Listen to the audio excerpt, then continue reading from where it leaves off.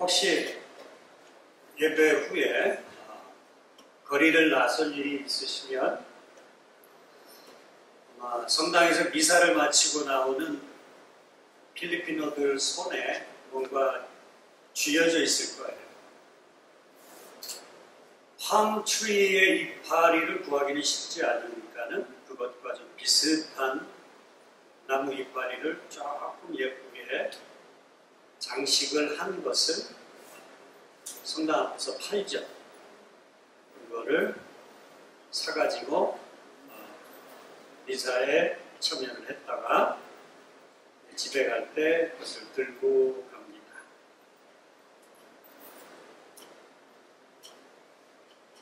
예루살렘 입성하시는 예수님을 옷을 깔고 종려나무 가지를 들고 환영하는 것이 중요한 것이 아니라 며칠이 지난 뒤에 며칠이 지나더라도 그 주님을 정말 주로 믿고 마음이 변치 않는 것이 더 중요하겠죠. 호산나 호산나 하면서 낙이 타고 예루살렘에 입성하셨던 예수님을 많은 사람들이 환호하면서 환영을 했습니다. 그러나 며칠 지나지 않아서 그들이 외쳤던 호산나 호산나는 예수님을 십자가에 못 박으라는 외침으로 바뀌어지게 됩니다. Crucify him, crucify him. 종려주일에 예수님을 정말 뜨겁게 환영했던 그 사람들이 며칠 지나지 않아서 마음이 바뀌어지는 것이죠. 오늘 특별히 종려주일을 맞으면서 정말 왕의 왕 되신 주님, 우리를 위해서 십자가에서 자기를 내어 주시기 위해서 하늘의 보좌를 떠나서 이 땅에 오신 예수님의 왕 되심을 인정할 수 있는 저와 여러분들이 될 수 있기를 주님의 이름으로 부탁을 드립니다. 자, 지난주 말씀 기억하시면 자신들이 안 죽였죠. 실제로 예수님을 죽인 사람들은 로마 군인들이었습니다. 그러니까 마음 한편으로는 안심하고 있었어요. 내가 죽인 게 아니고 로마 군인들이 죽였다 하며 다소 안심하고 있는 그들을 향해서 사도 베드로가 아니다.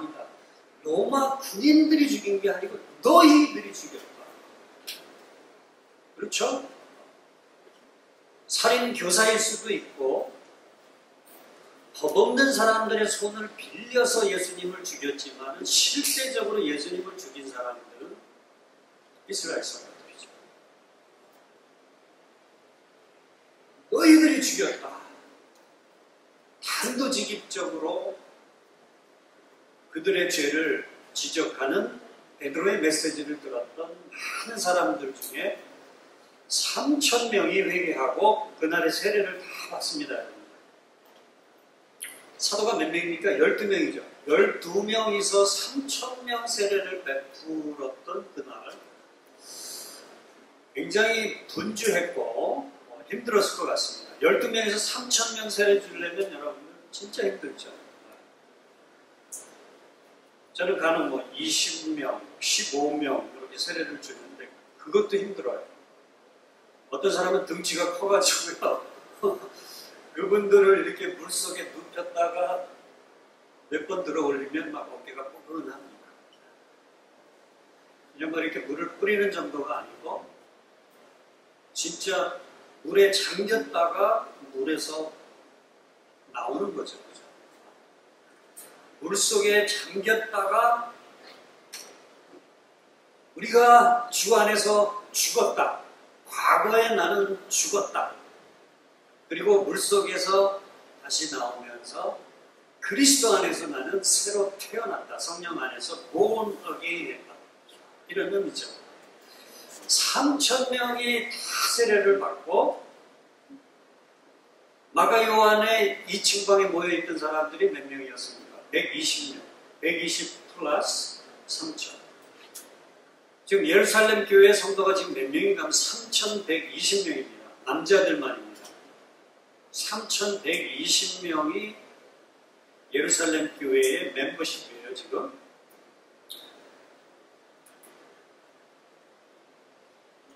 지금 명절이 끝나면서 예루살렘 여러 곳에, 이스라엘 많은 곳에서 예루살렘으로 모였던 사람들, 유대인들이죠.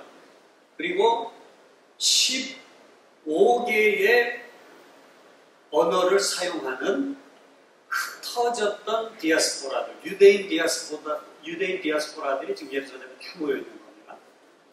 그리고 그 중에는 이방인이지만은 그래도 이방인의 풍습을 따라 살지 않고 유대인들처럼 하나님을 예배하면서 살겠다는 다수의 이방인들도 그곳에 함께 모여 있는 겁니다. 그들이 세례받고 은혜 받으면서 자신의 장소로 돌아가지 않았어요. 돌아가지 않고 지금 날마다 같이 모여가지고 사도들의 가르침도 받고 교제하고 떡을 떼고 기도하면서 지금 공동생활을 하고 있는 겁니다. 자, 이런 3,120명이 넘는 공동체에게 어떤 필요가 있었을까요? 이 사람들 어디서 잘까요? 마가의 2층 룸은 한 120명 정도는 어코모데이트 할 수 있습니다. 그렇지만 3,000명이 지금 어디서 자요? 이 지금 3,000명들 어디서 잤을까요? 지금 믿는 사람들이 다 자기네 집들을 다 오픈하는 거예요. 3,120명이 지금 하루 세 끼를 어디서 먹어야 될까요? 지금 아주 특별한 상황이 발생을 했습니다. 자, 이 3,120여 명이 넘는 사람들이 42절의 말씀을 보시게 되면은 굉장히 힘쓰는 부분들이 네 부분이 나옵니다. 일단은 사도의 가르침에 그들이 힘썼습니다. 영어 성경을 보면 they devote, 굉장히 헌신했습니다. 어디에 헌신했는가 하면 사도들이 가르치는 그 가르침에 일단 헌신되어졌어요. 그 사도들이 누굽니까? 갈릴리 사람들이에요. 이 제사장들이 이 갈릴리 사람들을 바라볼 때 학문이 없는 사람들이에요. 배우지 못한 사람들인데 지금 세례받고 새로 예루살렘 교회의 멤버가 된 이 3,000명이 넘는 사람들이 그 사도들이 가르치는 가르침에 온전히 헌신되어졌다는 거예요. 갈릴리 어부들, 배움도 많이 갖지 못한 사람들의 가르침에 그들이 힘쓰면서 헌신되어졌다는 거예요. 사도들의 가르침은, 복음은 세상 학문이 많은 사람들이 가르치는 것이 사실은 아니에요. 배움이 많으면 좋겠죠. 이 사도들의 가르침의 핵심은 이제 사도행전 전체를 통해서 알 수 있는데요. 바로 예수 그리스도가 주다라는 거예요. 예수 그리스도가 왕이다. 이 예수를 하나님이 기름 부으셨다. 이 예수 외에는 구원을 얻을 수 있는 이름이 없다. 예수님이 중심이 되는 이 메시지에 새로 세례받은 예루살렘 교회 성도들이 헌신하는 모습을 볼 수가 있습니다. 자, 그리고 서로 교제했다. 서로 교제했다. 코이노니아. 또 하나 이들이 헌신되어진 것은 떡을 떼는 일입니다. 떡을 떼는 일. 떡을 떼는 것은 성찬을 의미하죠. 성찬. 저희들이 얼마 전에 했고 다음 주 부활절을 맞아서 한 번 더 성찬을 하려고 합니다. 그렇게 자주 하지는 않지만 자주 하면 자주 할수록 좋죠. 자, 이들은 날마다 함께 모여서 떡을 떼었습니다. 지금처럼 예배 중에 떡과 포도주를 나누는 것은 아니고요. 교제 중에 떡을 떼는 겁니다. 교제하다가 성만찬 하는 거 괜찮습니까? 성만찬의 기원이 예수님이 사실은 제자들하고 유월절 그냥 만찬을 드시던 거예요. 저녁을 드시다가 갑자기 예수님께서 떡을 들어서 축사하시고 그것을 떼어주시면서 이거 먹어라. 이것을 먹으면서 나를 기념하라. 그게 사실은 성찬의 기원이에요. 그냥 저녁을 드시다가 성찬이 이루어진 겁니다. 그러니까 우리 경양선교교회 성도님들이 그냥 여집사님네 집에 가서 저녁을 함께 먹으면서 교제하다가 성찬이 이루어진 거예요. 뭐 이런 상황으로 보시면 되겠습니다. 그래서 떡을 떼는 일에 헌신들을 했고 마지막은 기도하는 일에 굉장히 힘을 쓰는 예루살렘 교회, 초대교회 성도들의 헌신된 모습을 저희들이 봅니다. 네 가지입니다. 그 다음에 43절의 말씀을 보시게 되면 사도들을 통해서 기사와 표적이 나타나게 됩니다. 기사와 표적, sign and wonder. 좀 일반적으로는 일어나지 않는 기적과 같은 일들입니다.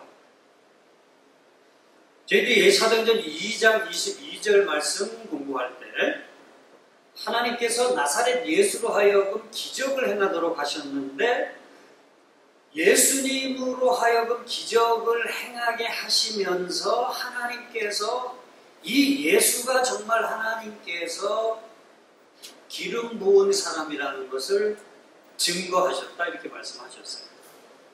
예수님이 하나님의 아들이고 예수님이 진짜 왕이고 예수님이 우리의 구세주라는 것을 하나님께서 어떻게 증거하셨느냐? 그 예수님에게 능력을 주셔서 기적을 행하도록 하셨다라는 겁니다. 5,000명을 먹이게 하시고 무리를 막 걸으시고 혼인잔치에 포도주가 떨어졌는데 물로 포도주를 만드시고 이런 많은 기적을 행하게 하시면서 바로 이 예수가 내가 모든 사람을 구원하기 위해서 기름 부은 구세주라는 것을 하나님께서 증거하셨다는 거예요. 근데 지금은 그 예수님이 기사와 이적을 행하시는 것이 아니라 사도들이 기사와 이적을 행하고 있습니다. 그리고 사도행전에 이 사도들로 인해서 행해진 많은 기사와 표적들이 기록이 되어져 있습니다. 예를 들면 두기고가 3층 창에 이렇게 걸터 앉아서 메시지를 듣다가 너무 피곤하니까 그 창에서 떨어져가지고 죽어버렸어요. 죽었던 그 두기고를 다시 살리죠. 사도 베드로와 요한이 아침 9시 기도 시간에 성전에 들어가다 성전 앞에 앉아있는 안진뱅이를 날 때부터 안진뱅이 된 사람이에요. 유일한 소망은 성전에 들어가는 사람들이 한두 푼 던져주는 동전이 날 때부터 안진뱅이 된 사람의 소망이에요. 베드로와 요한이 이 안진뱅이를 향해서 미안하지만 나는 돈은 없다. I have no gold and silver. 그런데 나에게 있는 게 있는데 내가 예수 그리스도의 이름으로 명하노니 너 일어나서 걸어라. 그러니까 이 안진뱅이가 벌떡 일어나서 걷는. 여러분들 안진뱅이가 일생 동안 날 때부터 안진뱅이였기 때문에 한 번도 걸어본 적이 없는데 걸었다고 여러분 상상을 해보세요. 기뻐 뛰면서 하나님을 찬양하면서 걸었다고 성경은 말하고 있습니다. 기적이죠, 기적이죠. 지금 하나님이 예수님을 통해서만 기적이 일어나게 하신 게 아니고 지금 사도들을 통해서 기적이 일어나게 하고 있습니다. 그런데요, 이 기사와 표적은 여기서 끝나지 않았습니다.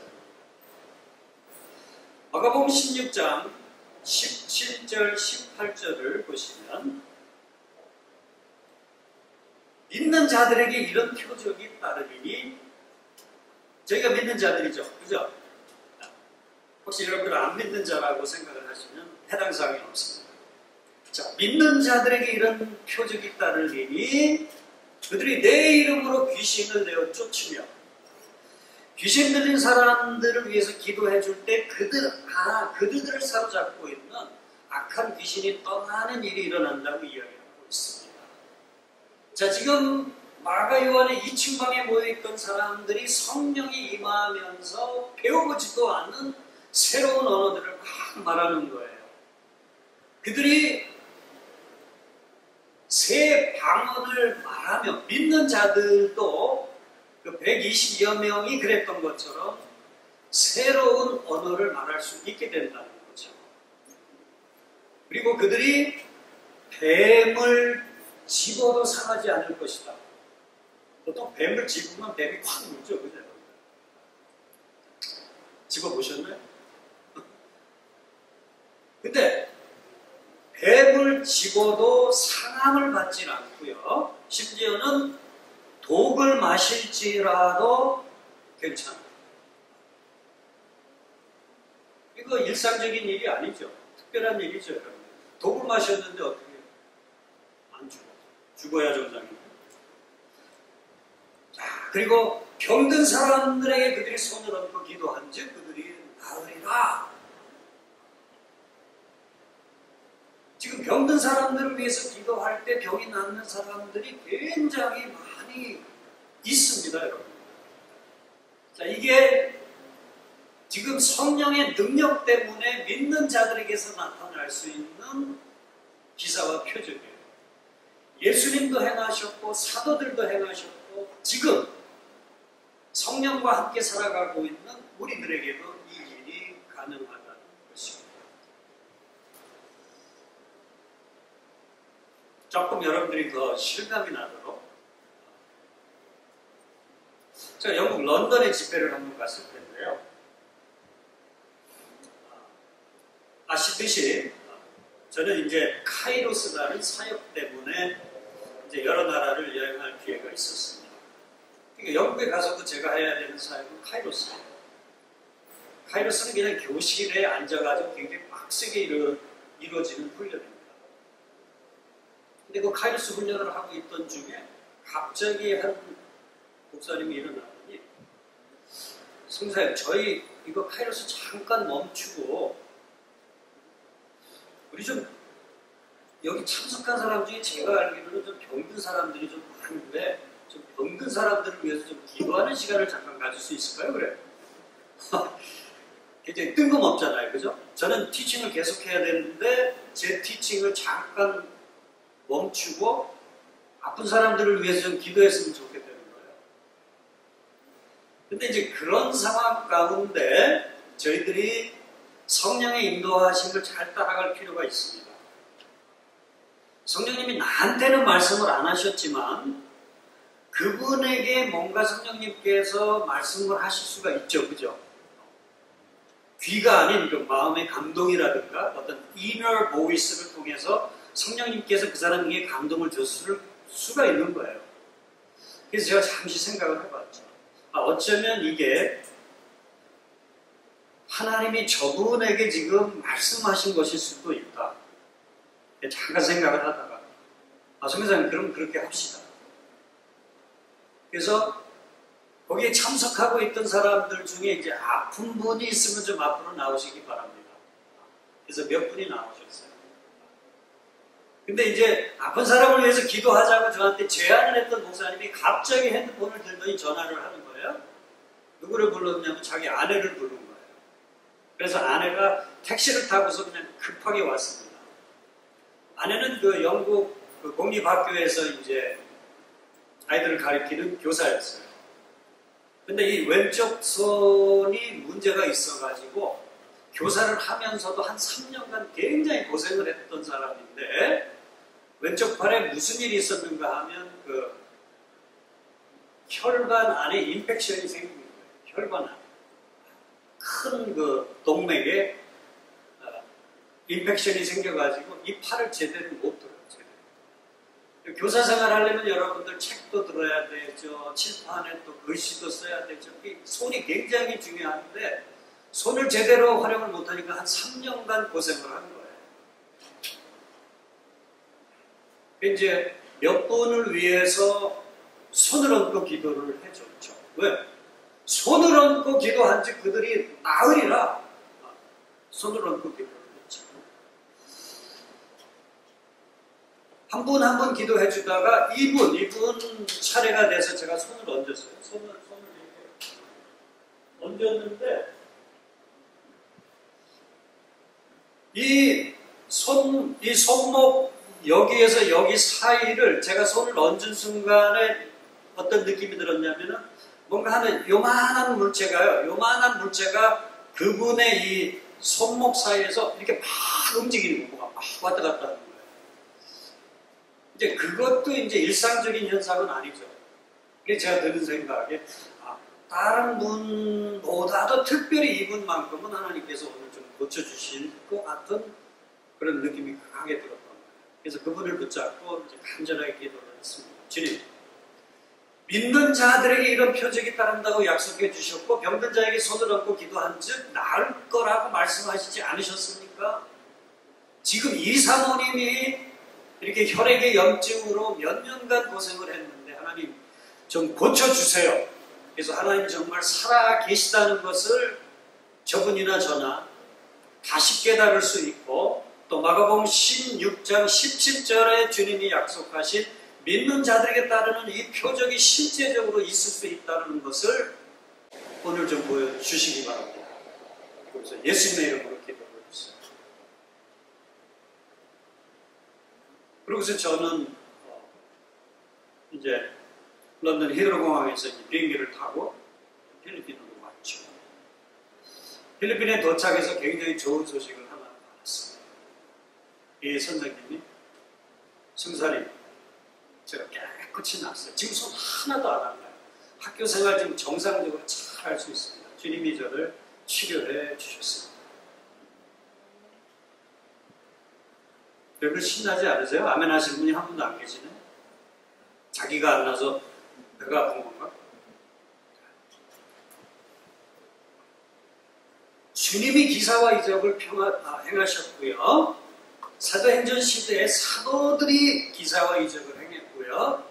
그 다음에 지금은 우리 성령님이 우리 안에 내주하시면서 우리에게 표적과 기사를 허락하신 거예요. 믿는 자들에게 이런 표적이 따른다고 약속하고 있습니다.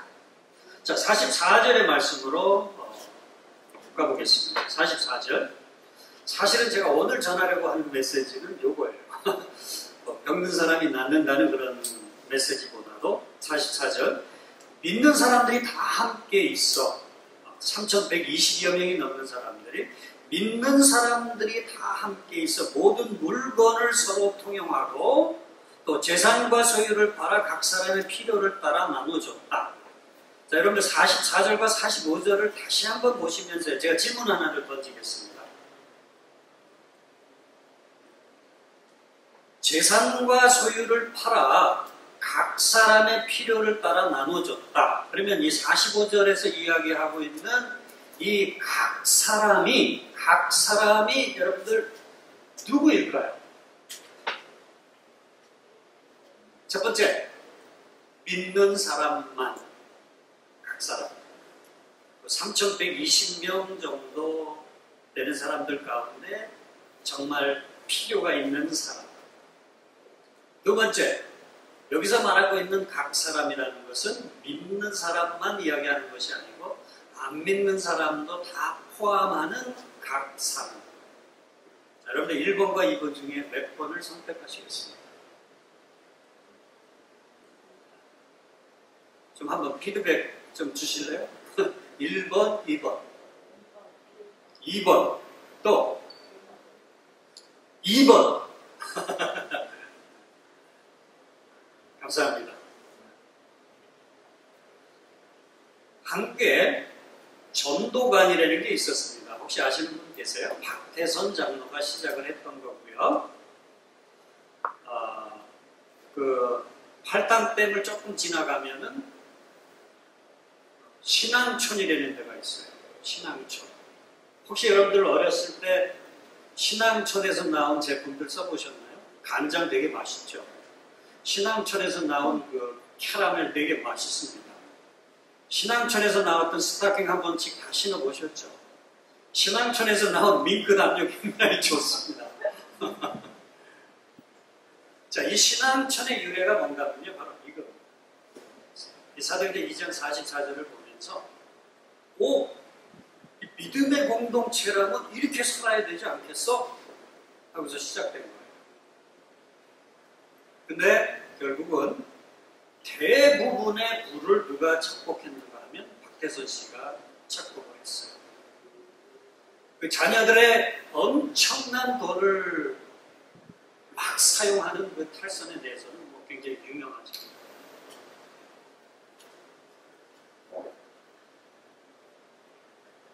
공산주의가 이론상으로는 굉장히 좋습니다.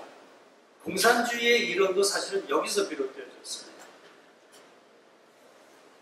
토지도 다시 재분배하고 필요를 따라서 나눠주는 거죠. 그런데요, 공산주의든 신앙촌이든 그들이 시작은 굉장히 좋았지만은 결과는 참담한 거죠. 왜냐하면 그것을 주관하는 사람들이 인간인이기 때문에 그렇습니다. 오늘 이 사도행전 2장 44절에 재산과 소유를 팔아서 믿는 사람이든 안 믿는 사람이든 상관하지 않고 그들이 기꺼이 줄 수 있었던 것은 그들 가운데 역사하는 하나님의 성령이 있었기 때문에 그렇습니다. 세상에 없는 그 성령의 공동체가 바로 오늘 44절에 등장하는 공동체예요. 이렇게 한번 여러분들 생각해 보시면 좋겠습니다. 여러분들 자신에게 질문을 던져보는 겁니다. 내가 내 소유를 팔아서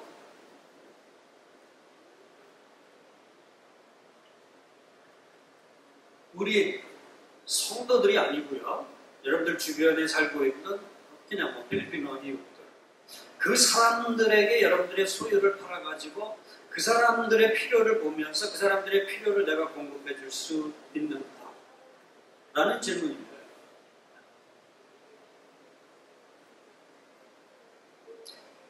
성경에 예수님께서 거듭거듭 하시는 말씀 중에 하나가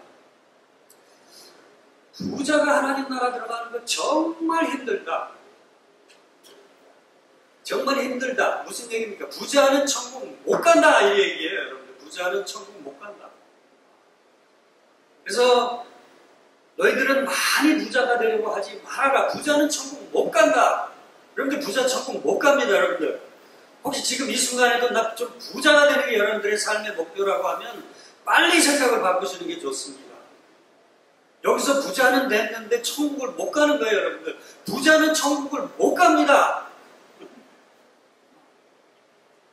얼마나 가기 힘든가면요, 여러분들. 낙타가 바늘귀로 들어가는 것만큼 힘들대요. 여러분들, 낙타 굉장히 커요. 타면은 엄청 불편합니다. 말은 그래도 그냥 뭐 떠벅떠벅 가잖아요. 낙타는 굉장히 이상하게 걸어가요. 그리고 몸집이 큰 그 낙타가 바늘귀로 못 들어간대요. 그만큼 힘들대요. 이 얘기를 듣는 제자들, 아니 그럼 누가 도대체 천국에 갈 수 있습니까? 낙타가 바늘귀 들어가는 거 그거 불가능한데 그러면 누가 천국 갈 수 있습니까? 그러니까 예수님께서 사람으로서는 할 수 없는데 하나님은 하실 수 있느니라. 사람은 할 수 없는데 하나님은 할 수 있다. 박태선 씨가 사람의 이름으로 신앙촌을 형성하면서 한번 잘해보려고 했지만은 사람으로서는 할 수가 없는 거예요. 레닌의 공산주의 이론을 만들어서 한번 잘해보려고 했지만 사람으로서는 할 수가 없는 거예요. 근데 오늘 바로 44절을 보시면은 하나님이 하신 거잖아요.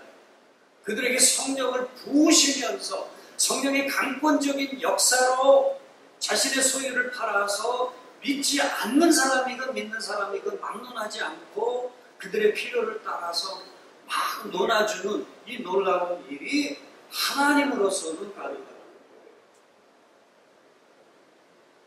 그 필요가 있었던 많은 사람들 중에 과부들도 굉장히 많았었죠. 그래서 나중에 여러분들 헬라파 과부, 히브리파 과부들을 도와주는 일 때문에 이제 교회에 큰 문제가 생기는 것을 나중에 저희들이 살펴보게 될 텐데요. 자, 사람으로서는 할 수 없는데 하나님은 하신다. 하나님이 하셨던 순간이 한 번 더 있어요.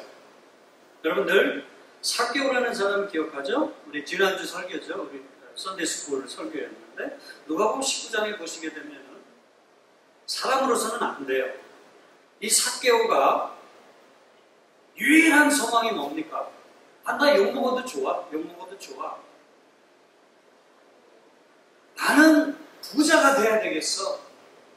세금을 징수해야 되는 금액보다도 더 붙여가지고 징수를 합니다. 원래 세금 액수는 로마로 보내고 나머지 토색해서 추가로 거둔 세금은 자기가 다 챙긴 거예요. 세관원의 평범한 직원이 아니고요. 세리장이었습니다. 칩 텍스 콜렉터예요. 그래서 유일한 소망은 하여튼 돈을 많이 모아보려는 것이 이 삭개오의 유일한 소망이었어요. 그렇게 살다 보니까 그게 아닌 것 같아요.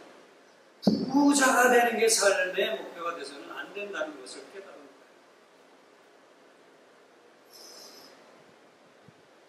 그런데 부자 돼도 좋아요. 부자 돼도 좋은데 말씀을 잘 들으시기 바랍니다. 부자이면서도 철저하게 외로울 수가 있는 거예요. 외로운 거예요. 자꾸. 그러다가 예수님이 자기네 지역을 지나간다는 이야기를 듣고 이 예수님에 대해서 알고 싶은 거예요. 그래서 뽕나무에 올라가요. 주님이 지나가시다 이 삭개오를 보시고 삭개오에 내려와라. 내가 오늘 밤 너의 집에 유하여야 하겠다. 그리고 삭개오의 집에 들어갔어요. 그리고 주님과 교제를 갖죠. 이게 삭개오에 있어서는 잊을 수 없는 경험이에요. 주님과 교제하게 되면서 이 삭개오가 새롭게 깨달은 게 있어요. 아, 그렇구나. 이게 삶의 목표가 아니구나. 이게 삶의 목표가 아니구나. 주님이구나. 그것을 깨달은 삭개오가 어떤 결단을 하게 되냐면요. 주님이 제안하지 않았습니다. 여러분. 삭개오가 그냥 스스로 결단한 내용입니다. 제가 제 재산의 반을 가난한 사람들에게 나눠주겠습니다. 필요가 있는 사람들이죠. 그죠? 믿는 사람이든 안 믿는 사람이든 제가 가난한 사람들에게 제 재산의 반을 주겠습니다. 자, 한번 질문을 던집시다. 대답하기 쉽지 않은 질문이지만 오늘 우리들 중에 내가 가지고 있는 재산의 반을 예수님 때문에 가난한 사람들에게 줄 자신이 있는가라는 거예요. 혹시 기회가 되시면 아직 뭐 좀 시간이 지난 책이기는 하나 후안 카를로스 목사님의 제자입니까? 라는 책을 한번 보실 수 있기를 권합니다. 정말 당신이 예수님의 제자입니까? 라는 책인데요. 하루는 후안 카를로스 목사님이 자기 성도들에게 그 대계명에 관해서 설교를 하게 됩니다. 대계명에 관한 본문을 잠깐 읽고 나서요. 예배 시간 도중에 보통은 3-40분 설교를 하시는데 이 후안 카를로스 목사님이 그날은 본문만 읽고 한마디를 교인들에게 던졌어요. 여러분들 오늘은 예배를 여기서 마치겠습니다. 네? 예배를 여기서 마치겠습니다. 5분도 안 되는 설교를 마치면서 여러분들 지금 여러분들의 커뮤니티로 돌아가셔서 오늘 말씀을 기억하시면서 뭔가 행하십시오.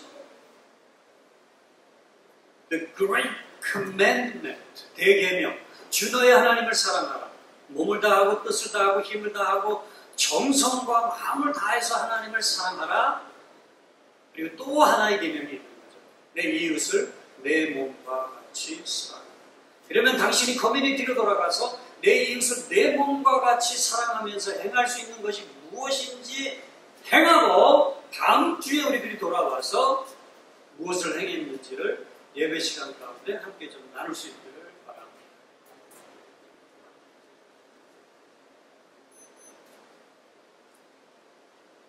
우리는 정말 내 이웃을 내 몸처럼 사랑할 수 있는가?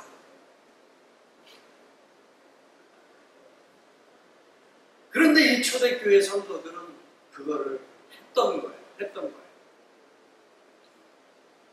자유의 소유, 자신들의 소유를 팔았다. 뭘 팔았을까요? 나중에 이제 바나바라는 사람이 등장하죠. 바나바가 뭘 팔았냐면 땅을 팔았어요. 자기가 가지고 있는 땅을 다 팔았어요. 바나바처럼 또 땅을 판 사람이 있죠. 누군가요? 아나니아와 삽비라. 혹시 따갈로 가시는 분들 삽베라, 빼라. 돈입니다. 돈. 빼라. 안 웃으시네. 필리핀어들한테 얘기하면 막 웃는데 안 웃으시네.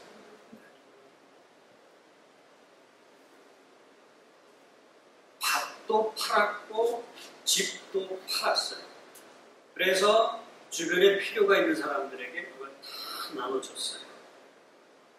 말씀을 맺습니다. 그랬더니 어떤 일이 일어났습니다.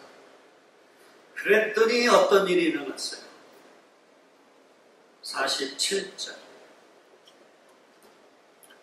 온 백성에게. 자, 여기서 또 얘기하는 온 백성은 안 믿는 사람들을 포함합니다. 특별히 안 믿는 사람들입니다. 자, 온 백성에게 이 3,120여 명 되는 예루살렘 교회 성도들이 칭송을 받았다. 근데 이 번역이 좀 잘못된 것 같습니다. 칭송하다. 누군가를 칭송하다 그러면은 이렇게 굉장히 높이는 거죠. 그죠? 칭송은 아니고요. 영어 성경을 보게 되면 이렇게 되어 있습니다. They enjoy the favor of all the people. favor. favor 그러면 호의죠. 이쪽에 호의. Can I have your favor? 저한테 좀 호의를 좀 베풀어 주실 수 있으세요? 이런 표현이죠. 이 초대교회 성도들이 뭘 인조이 했는가 하면요. 믿지 않는 사람들의 그 호의를 굉장히 즐겼다는 거예요. 기대치도 않았는데 안 믿는 사람들이 막 잘해주는 거예요, 여러분들. 내가 깎아달라고도 안 그랬는데, 딜라비아 1kg 150페소인데 120원만 내고 가져가려는 거예요. 망고 1kg에 140원인데 그냥 90원만 내고 가져가려는 거예요. 뭐 이런저런 호의를 막 우리한테 베풀어 주는 거예요. 안 믿는 사람들이. 왜 이런 일이 일어났나요? 먼저 믿는 사람들이 집도 팔고 밭도 팔고 자기 커뮤니티 안에 어떤 사람들이 어떤 필요가 있는지를 살펴보고 그들에게 먼저 베풀었더니 이 믿지 않는 사람들이 믿는 사람들에게 호의를 베풀고요. 그 다음에 더 멋진 결과가 일어나게 되는데 더 멋진 결과는 주께서 구원받는 사람을 날마다 더하게 하시니라. 그래서 정답은 2번입니다, 여러분. 그 믿는 사람들로부터 호의를 받았던 그 믿지 않는 사람들이 나중에 어떤 결과가 있게 되냐면은 구원받는 역사가 일어나는 거예요. 그래서 그 필요가 있는 사람들은 특별히 안 믿는 사람들을 이야기를 합니다.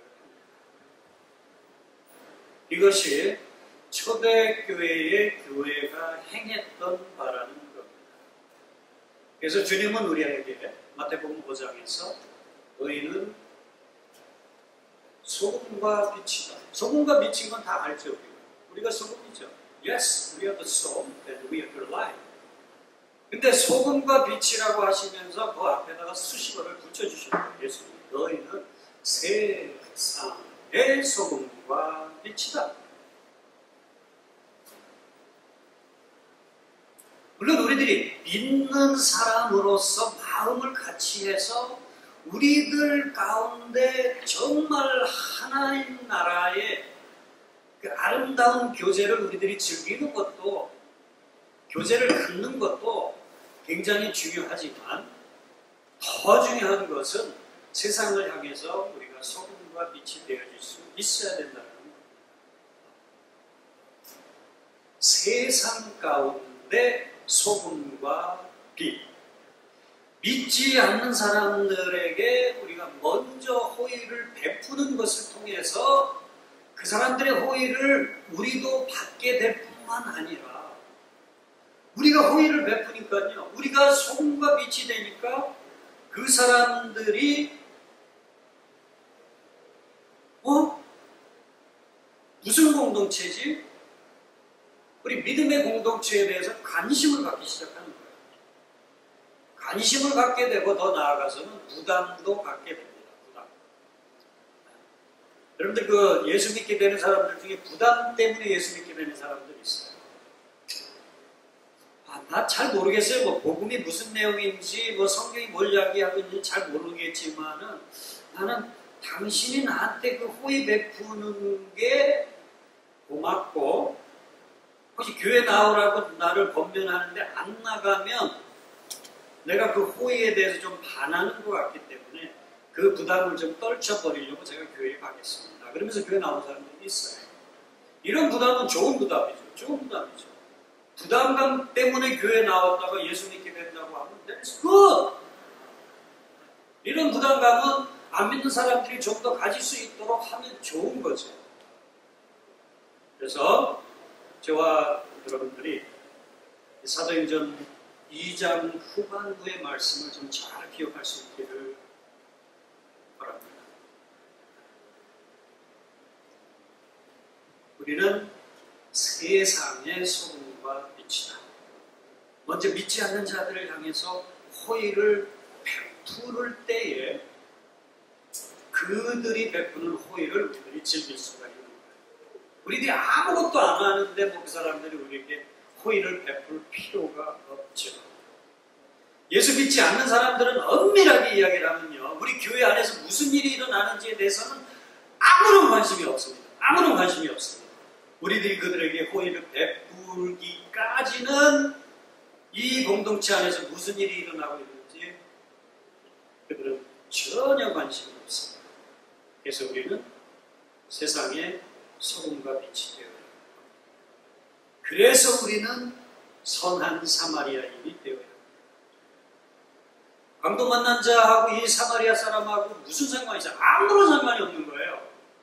아무런 상관이 없는데 포도주와 기름으로 상처를 싸매주고 그 강도 만난 자를 데리고 여관까지 갑니다.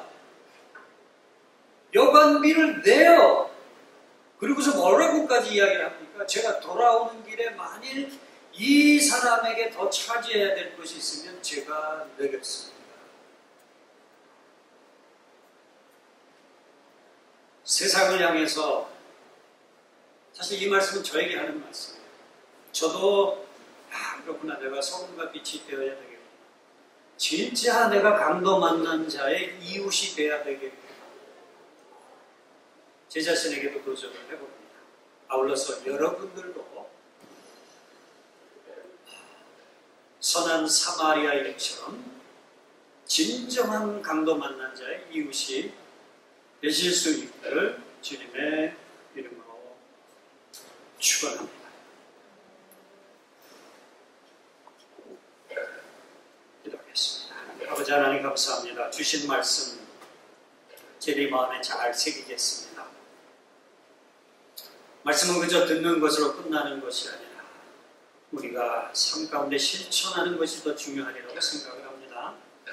그런 말씀 저희들의 삶 가운데 꼭 잘 실천할 수 있도록 저희들을 도와주시옵소서. 저희들에게 힘 주시옵소서.